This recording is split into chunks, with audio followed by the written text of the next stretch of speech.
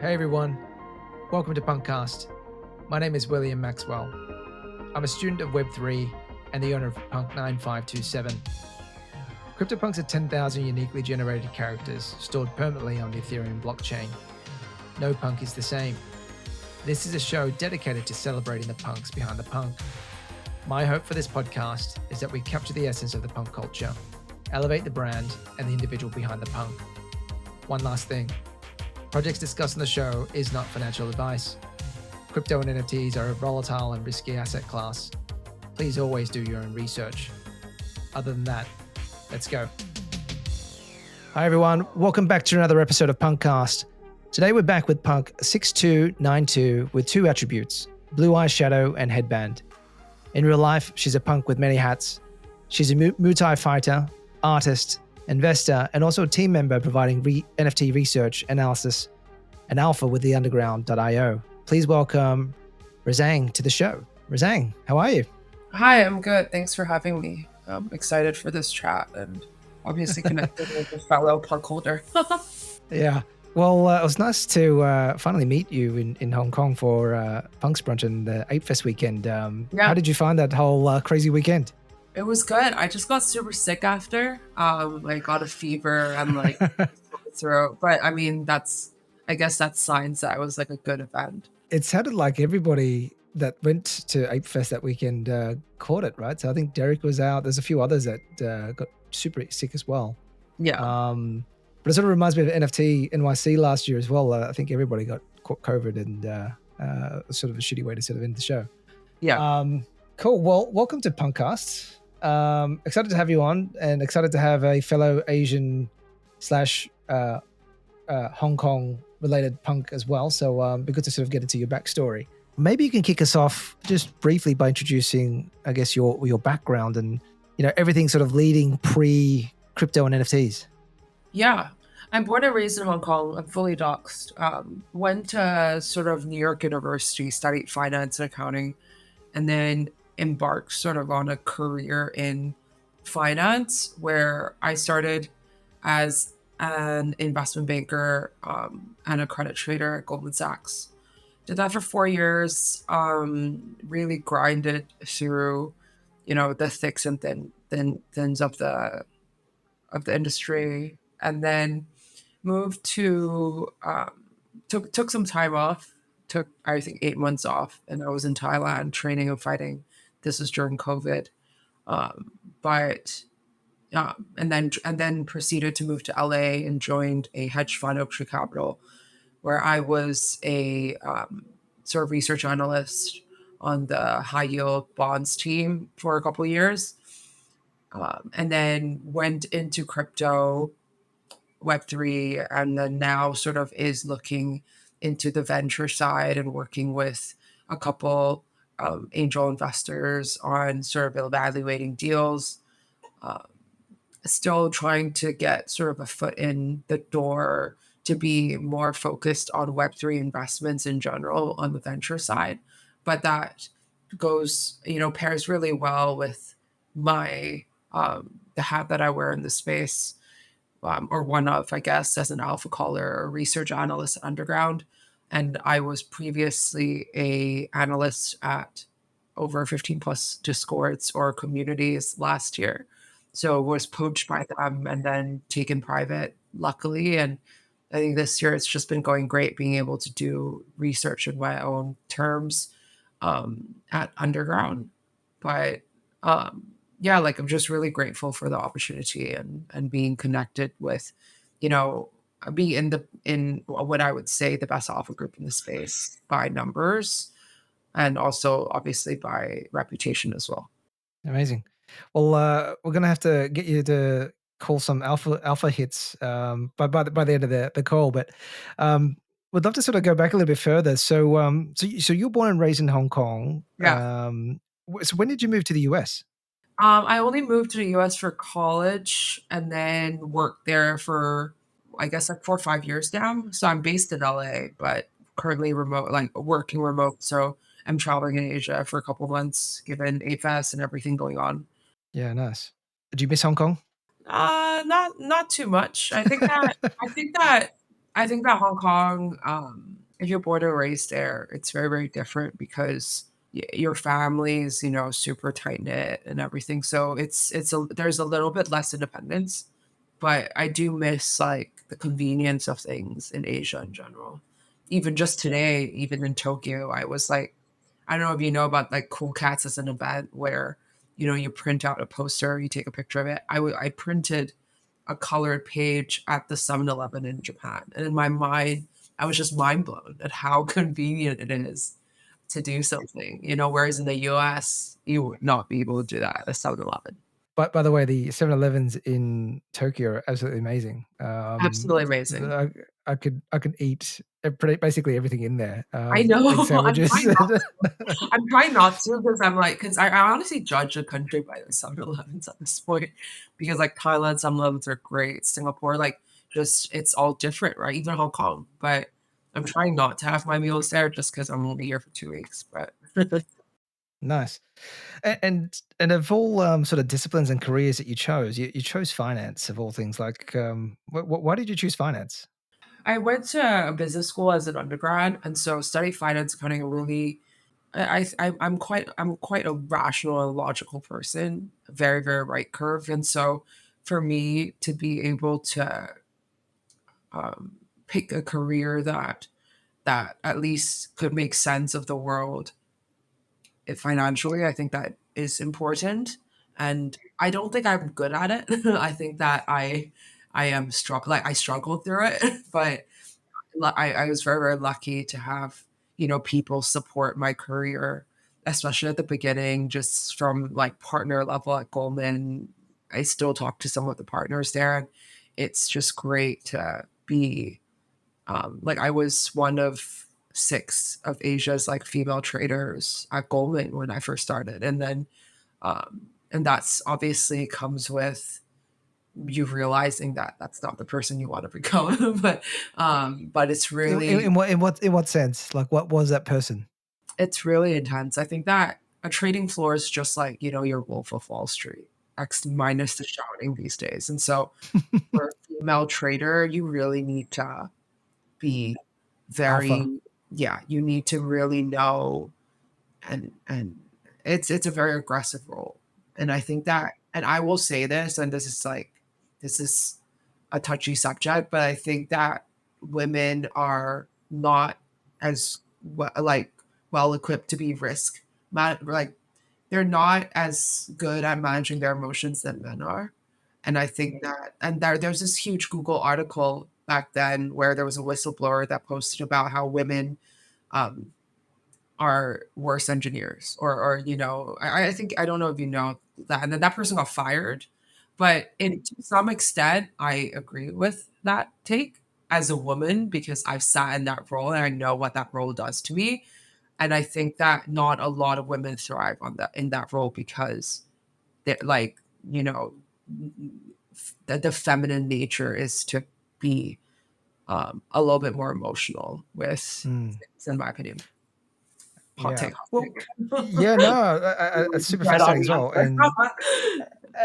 And you're definitely playing in sort of definitely underrepresented um, spaces. I mean, like with obviously with trading, investment banking, and also now into crypto and NFTs. I mean, it's definitely dominated by a lot of males too. So it's nice to sort of see that females like yourself are throwing the hat in the ring and giving everybody a good run for their money. But you mentioned an article. What was that article? Out of curiosity. I forgot what it was, but it was basically like a note to like the Google population about how but it basically says like women are less, successful in Emotionally equipped yeah, because the way they yeah, think and the way they process things, and it's highly debatable, but I mean, as a woman, I agree with it, and I think that yeah, that's if I were a man, I'd be, ostracized. Like I people would probably at pitchforks.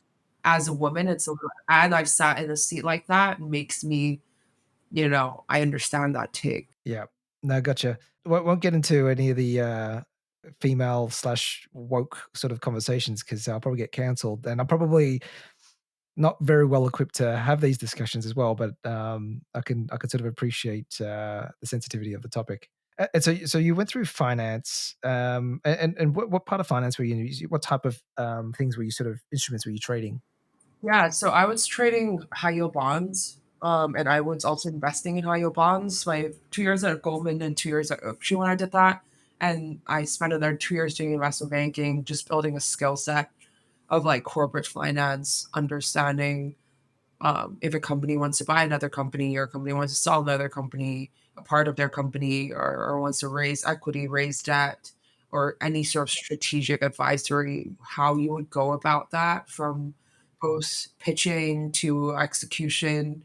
And, I mean, it was definitely grind, but that skill set is something that I still today feel like it's unused, but I think that it's super important to be able to, have that serve as a foundation to the way I think and the way I operate in business or in my research. Yeah, that would have been a super valuable experience. So you did a little bit of M&A type work as Yeah. well alongside, and that's awesome.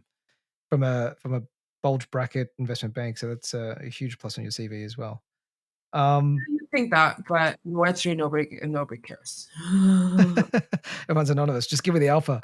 Um, a- and and so that's your finance part of your life. At what point did you consider yourself an artist? I started doing art seriously when I was like during COVID, and that's born out of me being isolated in New York and not being able to see my friends or family.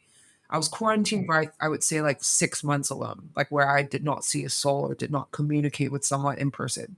And I think that takes a really big toll on you. Like New York was a ghost town when COVID started for like 4 or 5 months. And then I left New York and came back to Asia and then did like 4 weeks of quarantine in a hotel. And so it's just having these moments where I couldn't do much of my sport, where my sport was like martial arts at the time. And I was training for fights and all that. And so I couldn't physically do my sport because it's contact sports, right? All you can do is runs and your cardio, and that's fine. Um, but something that I always think that I'm really blessed to have two passions of mine, one being Muay Thai, like martial arts, stand up striking, and one being art. And I always say to myself, like when I retire, at least I'll be in like a nursery home and I can still do art. And that's something that I really feel super blessed, and I think that during COVID, being in isolation really started that, where I started doing a lot of black and white drawings of places that I asked my friends where can you pick a place that is meaningful to you? And I will sketch that. And that could be like a common thread between us. And then I send them the piece. Like I get them to frame it and send it to them. But I think that that's how it started. And so that year and a half of COVID, I think I accumulated maybe like 30, 40 pieces of art. And half of them were in color because I sort of invested in a lot of markers, like Japanese markers when I was in Thailand, on my like sort of sabbatical between jobs, and did a lot of art there as well. And this is my ETH editions on that are based on places, and that's sort of how that collection came about. And I started extending that collection this year. And so as I'm in Japan, my next piece is a piece of Japan. And so that's something that I really wanted to experience. Like I needed to feel the place and experience things. And so that was I like to draw things that have meaning to me, because it's not in my mind. It's not just a pretty picture. It's something that evokes feelings to either from the person that's looking at it or from me, the artist. So is most of your tool set, are you sketching or you're painting? Like what's your Yeah, so I most of my ETH editions are drawn, like hand drawn on 9 by 11 pieces of paper. Sorry, 12 by 14. And it's drawn. It's either 12 by 14, 12 by 17. Forgot already, but it's on markers, and it's around 30 to 50 hours of work. I've had time lapses on my Twitter and in my Instagram. And um, other than that, I also launched a collection called Chromatica Ordinals in June this year, where it's abstract scrape art inscribed on special satoshis on ordinals, and that was one-to-one sort of backed physicals where I delivered it around the world, framed to my holders. So just two different directions, but and I love both, like whether it's abstract art or physical art. And some of my physical art is digitally touched as well, just through an iPad. But I still believe that at the end of the day, as an artist, you can chase like there's so many glitch artists right now, right? And glitch seems to be like the thing because it's digital. But in my mind, I need to enjoy the artistic process, and I love making things. I love doing things for people, and I love that my art can touch someone physically. So I think that digital is nice to have for me, but it's not something that I will lean in super heavily because at the end of the day, I still really enjoy making things with my hands. No, the beautiful pieces. I've just got your collection open on OpenSea. So you've got like a few sort of cities and a little bit of the glitch animation in the background as well. Yeah, yeah. Yeah, really cool. Like the Electric Soul one. I might have to pick up one of those. Uh, and yeah, you Chromatica as well. It's sort of it's got like a bit of a gen art feel to it in some ways, right? Like even though it sounds like it's Physical being done gen by art. hand. Yeah, I know. Yeah, I would that's do really it, cool. honestly, like, I would do, like, 300 collect like I said, like, why not, you know? And, like, why do we have to rely on code? You know, and I think that it's cool, like, "Oh, code spits out this." By the end of the day, I think that artistry, you know, coming from an artist herself, himself, not processed by code, can also be something really beautiful, but that's just me. I recently had OSF on Punkcast, and he's got a similar sort of background to you. He came from a trading background, and obviously now an NFT sort of artist. Um, and one thing that I was always fascinated to sort of ask, and I sort of grapple with it a little bit myself, because I come from a sort of I guess, a quantitative, black and white, background as well, corporate. Um, but I really enjoy the creative side of things. I'm not an artist or anything like that, but I like creating. I like thinking creatively. But was there any sort of point in your sort of career where you felt like you had to pick one or the other, or was it you were both naturally good at the quantitative side and I guess the creative side of things, I think or I you got enjoyed both? really lucky that the way I always knew that art was something that I was passionate about since I was mid-teens.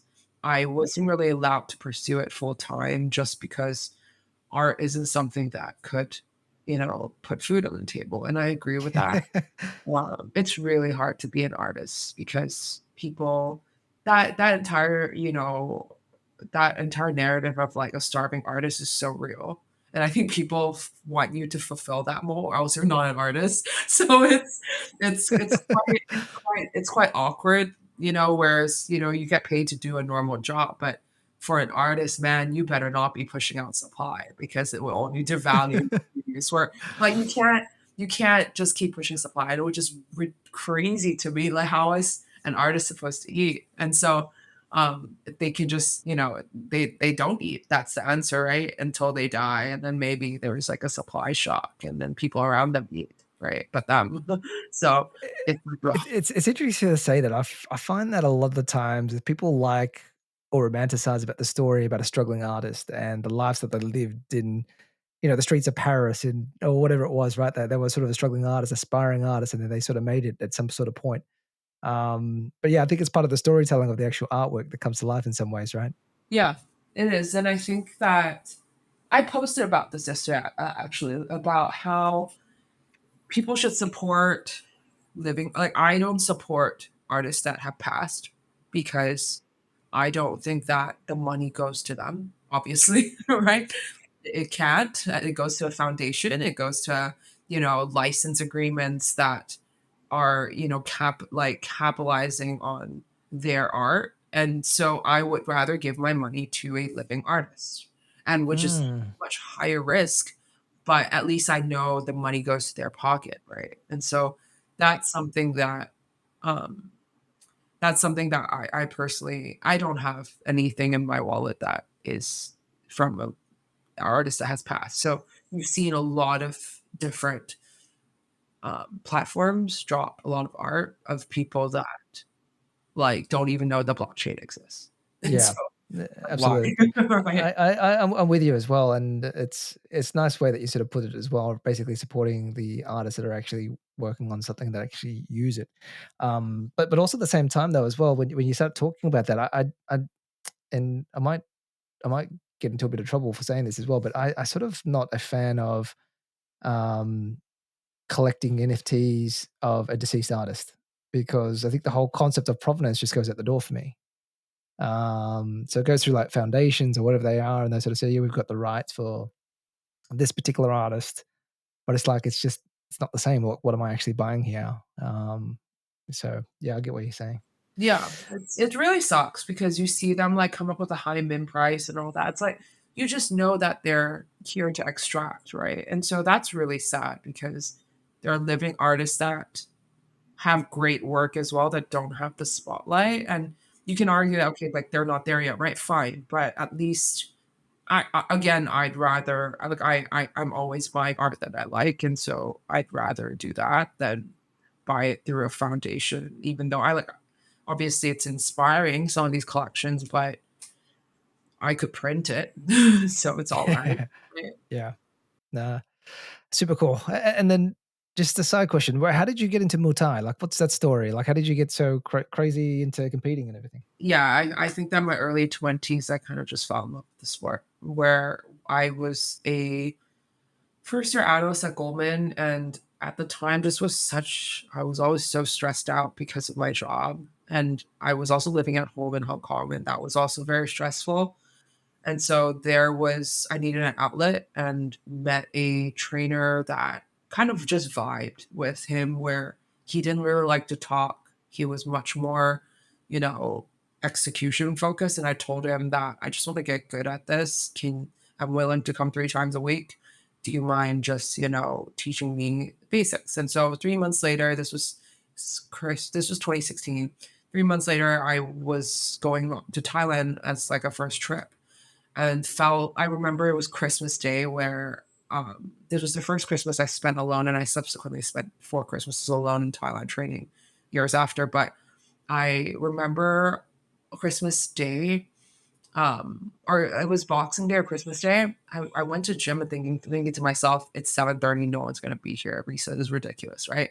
I got there and there was like 50 people riding laps.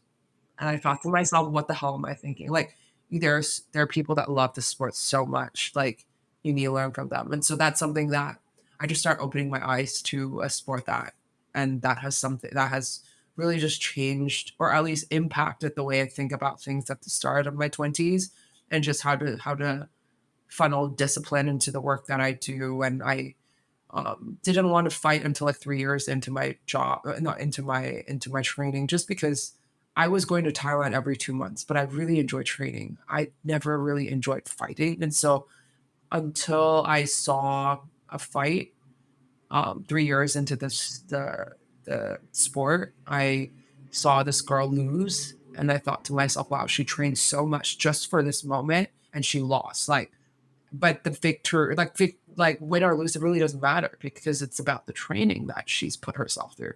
And so that's something that inspired me to raise my hand to ask like the head trainer of my camp if I can fight. And he was like, you need to train more and then make sure you do your running like cardio every day. And so I was still a banker at the time in New York City, and it was, I would sleep for under 4 hours. As long as I sleep for 4 hours, I would work out twice a day. And so that was something that I put myself, like I was a little bit like I was a demon where it's like work and sleep and train.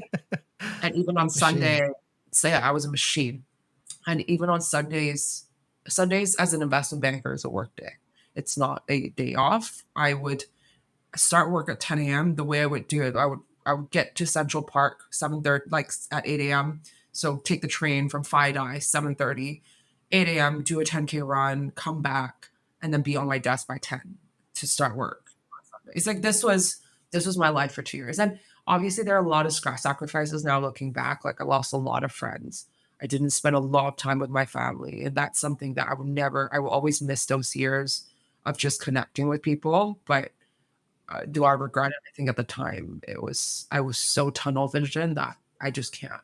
But now, I mean, I'm in Tokyo trying to enjoy, like just trying not to live a very disciplined life anymore. And I think that I miss that, but I also understand that that's a part of my life, that Yeah. What was your win-loss record of all the it fights that you had? was 6-1. It was 6-1, and the one that I lost at Wow. 2 points. So I was pretty good. Like, I think that I was fighting at around 62 kilos. And so, like, I'm a pretty tall, big girl, like, and not in this, like, I'm not like a 48 kilo girl, you know what I mean? And so it's like, I'm not tiny. So it's a little bit, I think that fights at that level can get pretty heavy where your impact can get pretty, you can get hurt. And so I'm very lucky to not never have gotten cuts, or I think I've gotten a rib bruise before. I've gotten hit in the head quite a bit, and so, but I've never gotten cut open, thank God. That's crazy. So moral of the story is don't mess with Resaang, guys, and don't ever try rug pull Resaang at all. She'll come after you. Man, you say that, man. I've been wrong so many times. I've also been trained so many times. Like, people still come at me, it doesn't work. Oh wow! What a super fantastic background and story you have. I didn't sort of expect it to go in these multiple sort of angles, and obviously it's very clear and evident that you're a high achiever, and you're super disciplined and love getting in the thick of things. Maybe just shift gears a little bit, and now I guess a little bit more into sort of crypto and NFTs. Like, how did you get into crypto and NFTs? Like, when was that? This was October, November of 2021. And at that time, I started my hedge fund job, and NFTs was a asset class that I thought this is all just pictures. And so I thought this might be a good platform for me to drop my art. So I minted a bunch of my art. No idea what gas fees are. Like, I was just minting stuff for fun. And then my first week in the space, my wallet got drained. The hacker scammer took like 15 ETH, and also didn't, Oh, it really hurt me, but didn't give up, which is fine, like, which is great. But how did he you get didn't scammed? Like, take, was it a phishing link or something? yeah, Or yeah, yeah. I got fished man. too many times, like 6 times. But they didn't take any of my art at the time. So I was like, oh my God, I'm never gonna make it. Even the scammers don't want my art. Like, I was like, I'm not even good enough for a scammer. Now, obviously looking back, it's because he can't take any bids on them, right? Because it's all like one ones. And so I like subsequently sent those to the ether. Like they don't like they no longer exist, and I have my own drops now, but it's still, at the time, that was what like caught me in the space. I didn't know a single person. Nobody could have guided me through wallet generation. Nobody could have taught me anything, just because I knew nobody. And so that's something that I started hopping into different discords, different VCs. I was in LA with my boyfriend, and so I wasn't going back to Hong Kong for Christmas to spend Christmas alone in the US. And so that's something that I had a lot of time to explore, and I really did, from one collection to another, from one rug pull to another. You just meet a lot of people and you grow with them. And a lot of those people no longer are in the space, but they're a big part of what I learned as lessons. And I also think that who I am as a caller and the experience that I've gathered um, through the time also is rooted from all of those rug pulls and all of those experiences, because you can see through the BS um, and really make informed decisions and have a good sense of things because of just that curiosity of weaving through different projects in and out. And I was everywhere. Yeah. like how We many don't. rug pulls did you Oh get involved my with? gosh, too many. Like, not I mean, not personally, like, I didn't rug anyone, right? It's like, Okay. but, I mean, I've gotten rugged so many times. It's so What was easy it? to All right. trust What's projects. what's the worst rug that you can remember? Hate Beast was a rug. Well, was it a rug? Who knows? Because it technically still is above mint, and they didn't cash grab when they could have minted out at 1 or 2 ETH. They minted at zero point 0.2 at the time. And so is it a cash grab? But it went up to 8 or 9 ETH. I subsequently bought more at 9 ETH and then I lost a lot of money. But I mean, a lot of failed projects.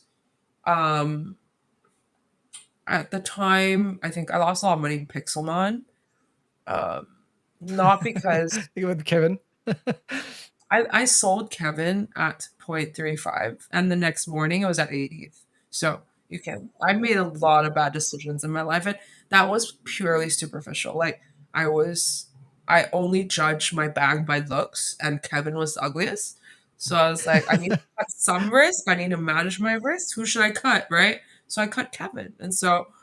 And that was the morning when I woke up and saw it was at 8 ETH. I was like, wow, I'm so confused. You know what I mean? Like, what is happening? Like, I couldn't understand what left curve means as someone who's like a rational thinker.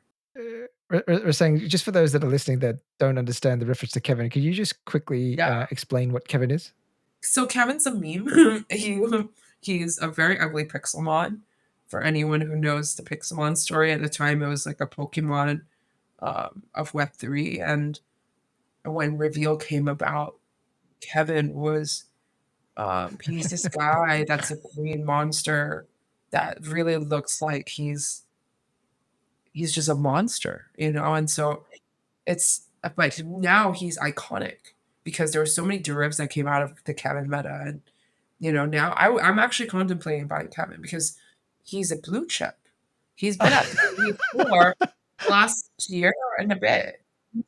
His volatility is less than most collections in the space. I would say all collections in the space. Like, that's quite surprising. It's kind of crazy. I'm just having a look at the floor price of Pixelmon now. It's like it's 0.8 ETH, Yeah, so it can't yeah, it can't have been too bad. And then I'm just having a look at the floor price of Kevin. The OG Kevin is 5 ETH floor, and yeah, the new Kevin's 3.5 ETH floor. It's yeah. crazy. And the new Kevin has less supply. So is there an arc there? Who knows? But I think that it's a good Kevin is a good place to park your money in NFA. I don't have That, any that, Kevin, so I that hope is no. financial advice, everybody. Take Yeah, it as financial advice. I don't have any Kevin. So that's also my job. Like I always call things that I don't have bags in, and I ask myself why didn't I get a bag before calling it? But it's part of the job.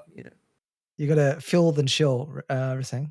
Um, if you do you remember what your first NFT was at all?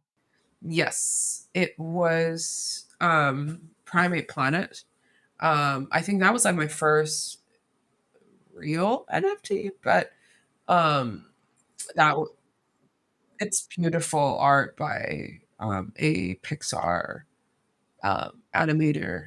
Beautiful, beautiful art, and that's something that did well. And then obviously Hate Beast and a lot of rugs in between that I don't remember, like one of those like mutant cats, like just random projects that currently don't exist. Gotcha. Um, and then talk to us a little bit about your story into CryptoPunks. Like, how did you hear about it, and then what ultimately led you into buying a CryptoPunk? Because I think you just only bought it earlier this year, right? Your current punk. Yes, I bought it 6 months ago. I've been looking for a punk for a while, and I don't think that it was for a trade as much because it's more a place for me to store value because it's easy to deploy capital nonstop. I've been in that mindset where you're always feeling like there's so many plays and I want to play them all.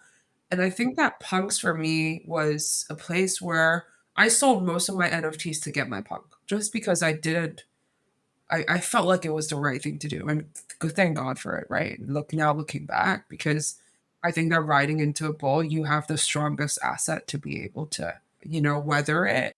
Do you find that your trading experiences taught you never to get emotionally attached to your bags? Oh, I'm way too emotional. I'm trying not to be. And I'm trying, and I think that underground taught me to be less emotional because they're such, you know, they're such strong traders. I have to learn even more. Now I would say I'm like, instead of being 100% emotional, I'm like 30% emotional or 50, 60% emotional. But I need to dial that. It needs to be a balance because that also means I cut really early and I don't let things ride. And I just don't like holding anymore. And that's something that, in the past, I'm always a back holder. I think that I lost like two zeros in profit just because of the way I trade it. And I think that I'm a decent caller, alpha caller. But Mm. if you follow my wallet, you'll be like, holy, like she's a terrible trader. It's just not who I am. And that's also why I left my first job. I just wasn't, I can't imagine myself as a trader longer term. It's just not who I am. I love thinking about thesis. Love thinking about, long-term projections and, the nitty-gritties of projects. And as a trader, those things don't matter when you're flow trading. And so that's something that I knew that punks had no roadmap, no utility, no drama. It wasn't, it wouldn't fluctuate because there isn't catalysts. And so I felt like it was a safe place to park money. And at the start, I was wrong. Yeah, I told you I probably like bought it at 57 and the floor went down by 10 the next day. I was like, whoa, what happened to non-volatile assets in the space? It dropped 10 the next day after you bought it. Dude, I swear, I went to I DM'd my punk friends at the time. I was like, it's my first time trading a punk. Did I do this wrong? And he's like, it might go down to 30, 40, but punks will be back. I was like, oh man, why didn't I Yeah. wait? But I mean, like, yeah, I think we're okay now, right? I think, Yeah, but now I'm you back at break even. so but punks are punks. I think, you speak to any punk maxi, they'll tell you this will go to $1,000,000 anyway, so I think you're I in safe mean, yeah, hands. that's what we all that's what we all hope, right? Like, I mean, I think I feel all right. I feel that I've been burned by hopium in the past, but I do think that if NFTs are going to make it, punks are going to make it. And so that thesis to me is why punks are, crucial in NFT digital art history. And that's something that, especially when people are asking, what is the next crypto punks in another chain, right? What's the next board ape? Like, that these are, premier collections that are not really going to be replaced. Mhm. So Yeah, absolutely. Um, yeah, and you always sort of see when there's a new chain opens, the first NFT collection that they always create is, their version of the CryptoPunks. It's yeah, Binance Punk, Soul Punks, or, Ordinal Punks or whatever it was, right? Sort of saying it's the first.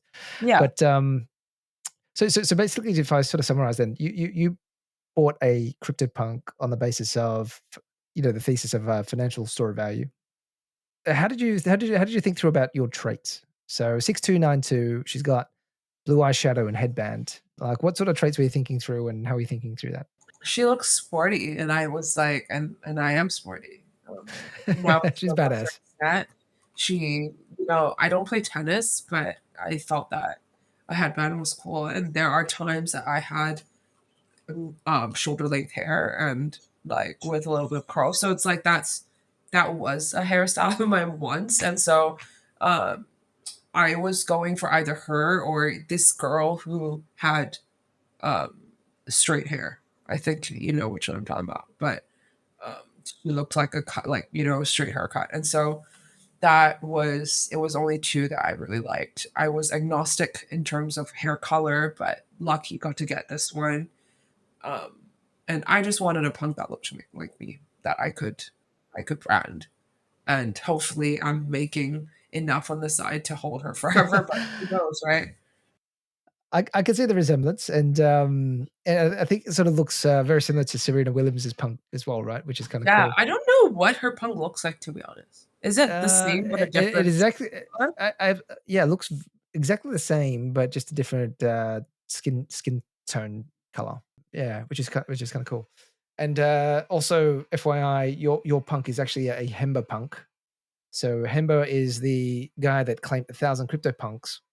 And so if you're ever after your V1, maybe you could reach out to him. Oh, Um, cool. yeah, that's cool. So you bought it as a financial asset, and then 6 months into CryptoPunk's community and rocking a punk as your profile Yeah. picture, what do you make of it now? Is it still a financial asset for you? Um, it's a big portion of my NFT um, holdings. And so that's something that is important to me down the road. Like, if I need to buy a house or whatever, I think that my punk will be there to help, hopefully. And so it's something that I think it has to be financial to me. But at the same time, it's obviously emotional too because of the connections I've made. And I loved going to punk events because I think that that's where you could make deep connections with people. And I hope that I can keep continuing to go to these events, uh, no matter where I'm at. Yeah, it's nice you sort of said that as well. I did see your tweet. I've just got it up now, and I think that's probably why I was leading into it. But I'll just quote you here. You said, "I've come to appreciate punks, especially the connections I've made during the punk events. Grateful for all the doors it's opened, and for me to continue to do so. We all have targets for holding, but I'm grateful for that journey thus far."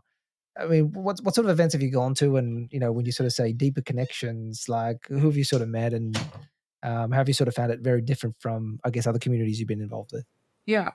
I think that obviously other communities have less in real life events like that, where because it takes a lot of funding. But just being able to have meaningful conversations with people from the communities where I remember when I was in London, sorry, I was in Charleston and I spoke to, I think his name's Nima, where he also has a headband punk.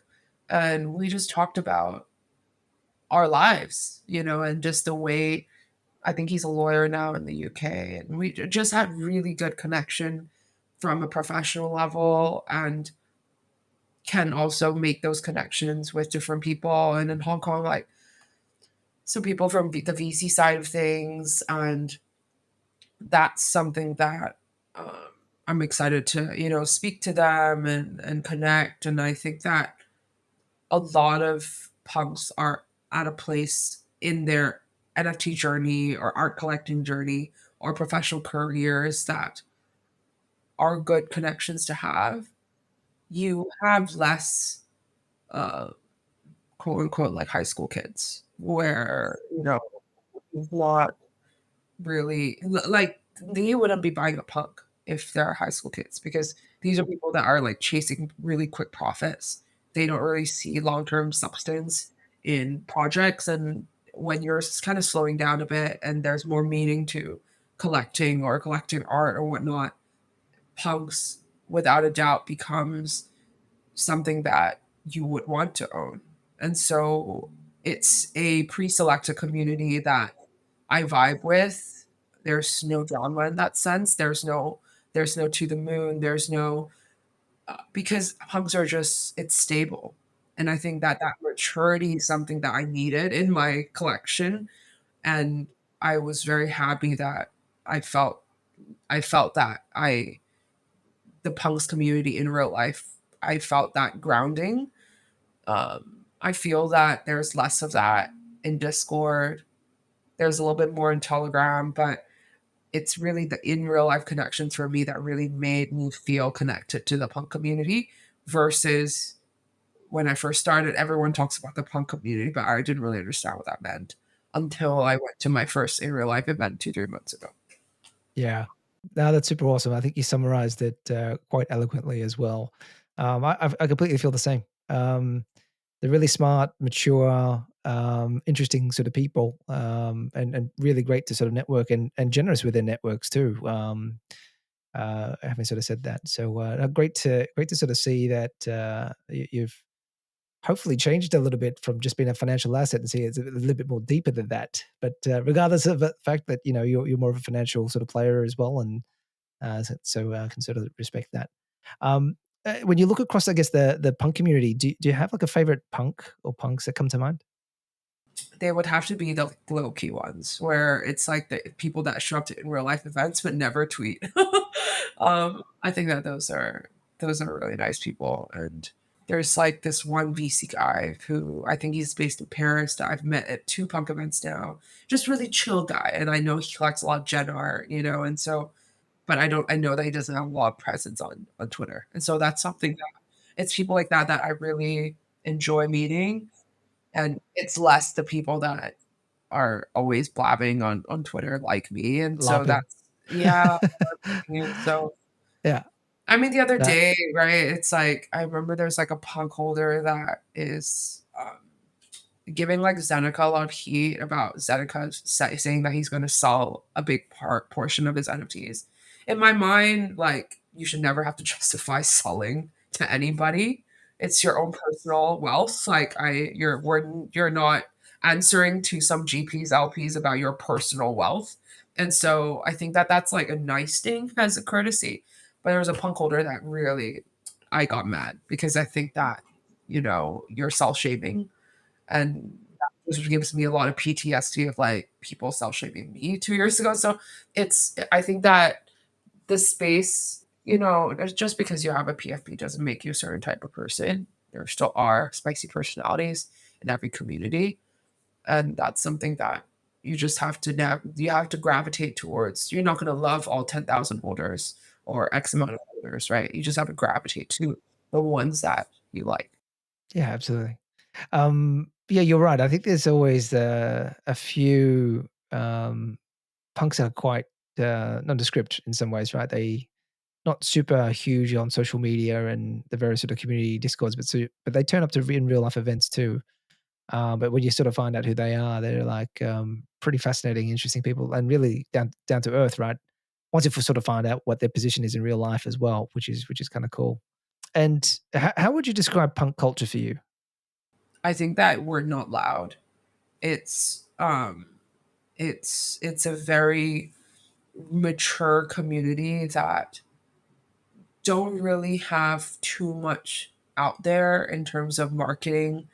Um, but we're like a silent giant, right? Like we don't have to be the loudest one on the table. I think people have respect for punk holders. But if you really ask people what punks are, nobody can say anything other than, it's obviously OG, but they can't tell you, oh, there's going to be this on the roadmap. There's going to be that. There isn't. There's nothing, right? And so I think that that's a big part of it. It's just art, and it's iconic art where I do believe that it's going to be in museums. And that's, for me, it's that culture around, being an OG without having to say that you're an OG. Yeah, absolutely. Nicely said. And how do you feel about V1 punks? I don't know too much about them, but if you were to ask me, like, why, like, I would think that V1 punks should be closer to V2 punks, but it's quite interesting to me having learned about the community separation and holder separation between the two. Mm.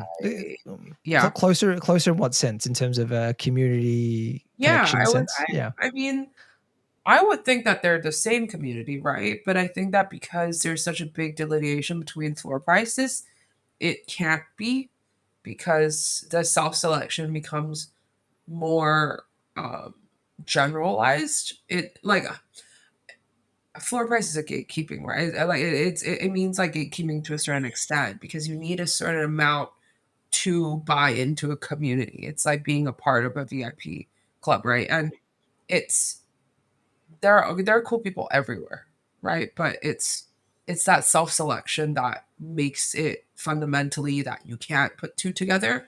But in my mind, I think that both should be the same, because from a historical standpoint, you know, they came out the way they came out, and it's not, I don't feel that one really has, because both don't have roadmaps and airdrops and whatnot. There's really no reason why one should be over the other than like on chain and whatnot. And so I don't know how, like, the reason why the trading differential is so large. Gotcha. Um, yeah, I mean, there's a whole bunch of stuff we can go into there, but if you're interested in V1s, maybe go back and listen to the podcast I had with Hemba, who's actually the claimer of your punk as well. We talk a lot about V1 punks there, but yeah, it's an interesting sort of take. It's an interesting and fascinating part of punk history as well, and that's why I always like to continually ask these questions on these episodes. Um, what about the Yuga acquisition? I know you only bought your punk this year, and Yuga's acquisition was last year. But do you have a view about how they're sort of managing, I guess, the punk's IP? Yeah, I heard that we're able to do a lot more things than what we were promised. Like we were promised prior, right? Is that true? Yeah. So when Yuga took over, they basically handed out licenses back to the owners. So before that, I think Lava Labs basically sort of said if you monetize your punk up to a maximum of 300,000 or something like that, or 100,000, you have to ask us for express permission for us to sort of go ahead and do what you do with your punk. And then basically when Yuga took over, it was drafted in similar fashion to how the apes were drafted in terms of being able to license out your punk. Um, so yeah, which was a positive thing. Which was a positive thing. And if money wasn't an issue, what sort of what would be your dream punk? Do you think? I don't have one. I think that there isn't one that I feel I want one that looks like me, and I feel like I got her. So for me, I can't imagine myself using another punk that, like, let's say a hoodie punk. Why would I brand one that doesn't look like me, in my opinion? Unless there's a girl under the hoodie, maybe, but I don't know. Does that exist? Yeah, I think it's all guys, right? I just have never seen one. So it's I could not, even if you gave me a hoodie punk, I can't use it because So it's just not, I'm not a guy, you know what I mean? so And so Resaang, I think it's hard for me to believe that this isn't going to be your forever punk. That I think you yeah, might actually I have a mean, hard I'm time trying have a so hard time hard selling it. not to be like that, but it's I can't see it, and so that's and I think that I just find it difficult to brand over one that I don't feel connected to. And I think that it's not just like zombies, for example, or apes. Like I'm neither. No one is, right? But I'm also just not a male. Like, and so it makes it really just difficult. It's the same when I looked at apes. There was only one girl, or like it's pink hair. There was only like one Yeah, female trait, and I didn't feel like a pink hair girl. And so that was something that um, I couldn't. Yeah, I couldn't. You couldn't vibe really with. to do that. Yeah, Yeah. gotcha. No, understood. Reza, Resaang, this was a super fun conversation. Yeah. I've just got one last conversation to before we sort of cut off, but um, if you could pass on a message to the next owner of your punk, if you actually ever decide to sell 6292, what would you like to say to them? She's chill. Like I think that uh, she's really clean, and I'm so happy she's very harmonious looking, from like the eyeshadow to the headband. Um, and I think that clean punks are so underrated. Because I think that when people look at punks, they look at like trait counts, but a clean punk, there's so much you can do with it. And hopefully the next person, like if there is a next person, brings that and elevates the punk brand and brands more things around the punk. Perfect. Resaang, this is super fun. Lovely to sort of meet you in person, and thank you so much for joining PunkCast. Likewise. Any sort of final closing comments on your side, and what's the best way for people to find you? I'm on Twitter. That's the best way, I think. Just Resaang as well. Happy to connect with everyone. Wear obviously different hats in this space, so I think wherever there's synergies to be had, my door is always open. Sometimes it depends on the ask, right? Because there are some asks that my door is not open for. I don't do paid shells, so that's one.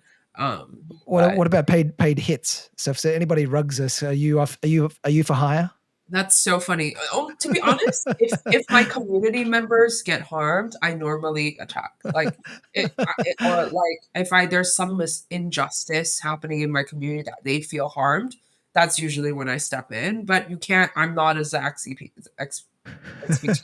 so I don't feel like I wear a white hat. So that's something that I'm usually quite vocal when I feel like my people got hurt, and that's more often than not about projects, whether it's over allocated whitelist or whatever. And so you try to protect them as much as you can. And I think that that's how I am too. Or if I have, I'm very vocal around my art holders and their sort of things that they do in the space. And so just trying to be a good support system for people who support me. And that's how I am as well. So I mean, a bit of alpha is just like for example, like a lot of artists DM me, and usually I love supporting artists that I like the genuinely like the art about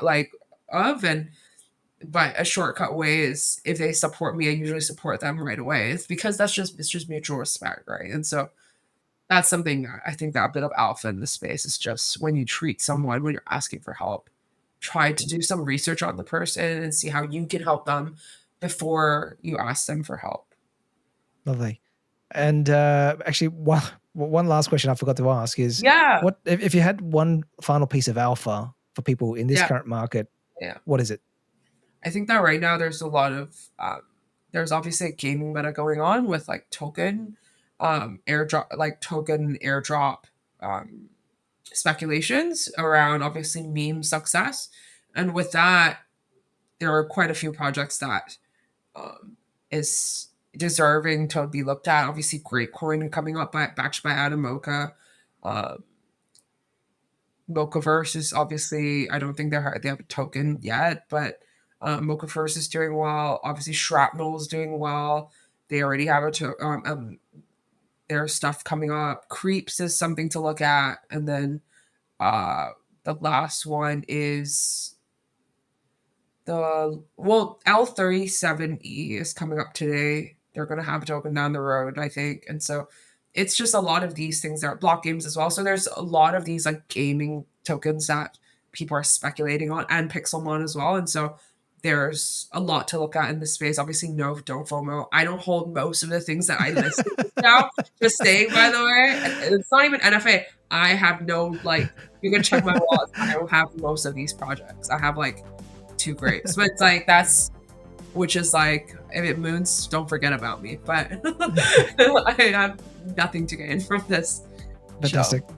I'll definitely look into those projects and that piece of alpha. And guys, I will put Resaang's contacts in the show notes as well. So make sure you do follow her if you're after some nice art or alpha. But in the meantime, that's it for PunkCast for the week. And we'll be back next week with another episode of PunkCast. Bye for now.